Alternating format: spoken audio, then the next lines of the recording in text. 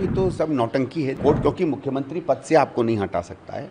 उसने कहा कि पद पे तो आप बने रहो, लेकिन आप दफ्तर नहीं जाओगे, आप फाइल नहीं साइन करोगे, आप अधिकारियों से बात नहीं करोगे, आप उन लोगों को डराओ धमकाओगे नहीं जो आपके यहाँ विटनेस है। इसका मतलब है उसने ये कहा कि आप मुख्यमंत्री बनने लायक नहीं हो। बेल आपको मिलेगी क्योंकि बेल एक व्यक्ति के रूप में आपका अधिकार है। बेल का ये मतलब नहीं है कि आप दोष हैं या निर्दोष हैं। एक तरीके से कोर्ट ने कह दिया you should bloody well resign. थोड़ी सी शर्म तो इस इंसान में रही होगी कि इसने कहा अब हमारे कोई मतलब नहीं, क्योंकि देखिए ये कोई सेवा करने के लिए मुख्यमंत्री नहीं बना। केजरीवाल के साथ जब भी कुछ हुआ है तो एक होता है जो वो पब्लिकली कहता है और एक पर्दे के पीछे बीजेपी या उनके नेताओं से वो क्या बातचीत करता है। कि 10 केजरीवाल भी उतर जाएं फील्ड में तो फर्क नहीं पड़ेगा। दिल्ली में अब एक नई बात राजनीति ने करवट ली। मुख्यमंत्री अरविंद केजरीवाल ने ऐलान कर दिया कि इस्तीफा दूंगा और जनता को तब तक पद पर नहीं आऊंगा जब तक जनता मुझे नहीं चुनकर दोबारा भेज देती। इसको इस मूव को कैसे देखते हैं? कुछ नहीं साहब, ये तो सब नौटंकी है। देखिए पहली चीज़,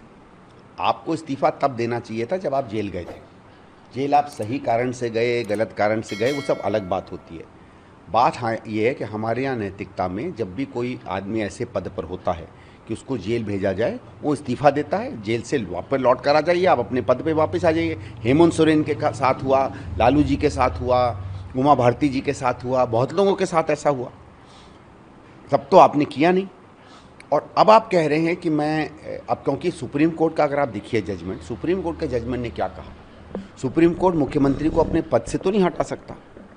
तो सुप्रीम कोर्ट ने दो चीज़ें कही। एक तो बेल थी, और बेल का हम स्वागत करते हैं क्योंकि हम ये मानते हैं कि अगर आदमी दोषी करार नहीं है कोर्ट में तो उसको बेल एक अधिकार के रूप में मिलनी चाहिए। अब वो मिली, इनको ठीक मिली। लेकिन कोर्ट ने क्या कहा, कोर्ट क्योंकि मुख्यमंत्री पद से आपको नहीं हटा सकता है, उसने कहा कि पद पे तो आप बने रहो, लेकिन आप दफ्तर नहीं जाओगे, आप फाइल नहीं साइन करोगे, आप अधिकारियों से बात नहीं करोगे, आप उन लोगों को डराओ धमकाओगे नहीं जो आपके यहाँ विटनेस है। इसका मतलब है उसने ये कहा कि आप मुख्यमंत्री बनने लायक नहीं हो, क्योंकि अगर आप फाइल नहीं देख रहे, अगर आप दफ्तर नहीं जा रहे तो आप काम अपना नहीं कर रहे, मतलब काम करने को आपको रोक लगा दी। तो ये सुप्रीम कोर्ट ने कहा कि हमारे पे आपके खिलाफ हम नो कॉन्फिडेंस का मोशन पास कर रहे हैं। बेल आपको मिलेगी क्योंकि बेल एक व्यक्ति के रूप में आपका अधिकार है। बेल का ये मतलब नहीं है कि आप दोष हैं या निर्दोष हैं, क्योंकि बलात्कारियों को भी बेल मिलती है, हत्या के आरोप में जो आरोपित होते हैं उन्हें भी मिलती है, बाद में आरोपित भी घोषित हो जाते हैं। तो ये मतलब नहीं है कि बेल का कि कोई आप निरपराध हैं। तो एक तो ये कि कोर्ट ने ये कहा कि मैं आप पे भरोसा नहीं है। देखिए वहीं हेमंत सोरेन को जब बेल मिलती है तो कोई कंडीशन नहीं लगाई जाती है। इसका मतलब है कोर्ट को ये विश्वास था कि हेमंत सोरेन जी के खिलाफ जो केस है उसमें मूलतः कुछ नहीं है। इनके खिलाफ क्या कहा, आप फाइल नहीं छुएंगे, आप अधिकारियों से बात नहीं करेंगे, आप दफ्तर नहीं जाएंगे, मतलब है आप मुख्यमंत्री पद के लायक नहीं हो या मुख्यमंत्री का कोई भी काम नहीं करोगे। एक तरीके से कोर्ट ने कह दिया you should bloody well resign. Sorry, मैं ये शब्द इस्तेमाल कर रहा हूँ, ये जान के इस्तेमाल कर रहा हूँ क्योंकि ये शब्द का एक प्रभाव, ये कहा कोर्ट ने। उसके बावजूद थोड़ी सी शर्म तो इस इंसान में रही होगी कि इसने कहा अब हमारे कोई मतलब नहीं, क्योंकि देखिए ये कोई सेवा करने के लिए मुख्यमंत्री नहीं बना था, ये मेवा के लिए बना था। आप फाइल बिना साइन किए जनता में रह के भी सेवा कर सकते हैं। फाइलें तब चाहिए जब मेवा चाहिए। इसलिए मुझे मालूम था कि ये इस्तीफा देंगे और इस समय कुछ पॉलिटिकली इनको सूट भी करता है। राजनीति पे क्या असर देखते हैं, दिल्ली की राजनीति पे? हालिया हरियाणा के अंदर आम आदमी पार्टी भी चुनाव लड़ रही है, प्रचार करने जाहिर तौर पे जो है अरविंद केजरीवाल जाएंगे, किस तरीके से देखते हैं? नहीं, हरियाणा में तो ये जाएंगे ही भाई। वो तो एक होता ना, किसी भी एग्रीमेंट में कुछ प्रत्यक्ष होता है, कुछ अप्रत्यक्ष होता है।